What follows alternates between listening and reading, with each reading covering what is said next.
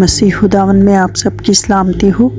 خداوند کے زندہ پاک کلام میں سے آج ہم پڑھیں گے نئے عہد نامہ میں سے مرکز کی انجیل، اس کا 11 باب، اس کی 20 آیت سے لے کر 26 آیت تک۔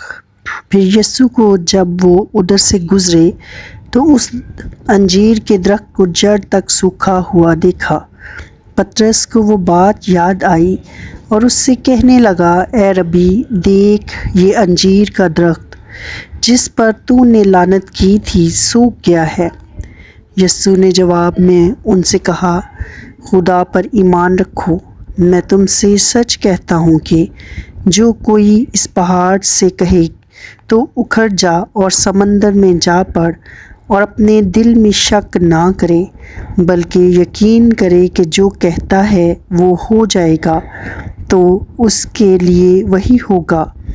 اس لیے میں تم سے کہتا ہوں کہ جو کچھ تم دعا میں مانگتے ہو، یقین کرو کہ تم کو مل گیا اور وہ تم کو مل جائے گا۔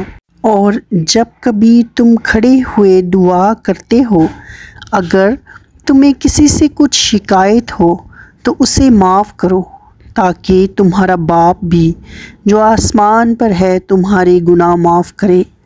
اور اگر تم معاف نہ کرو گے تو تمہارا باپ جو آسمان پر ہے تمہارے گناہ بھی معاف نہ کرے گا۔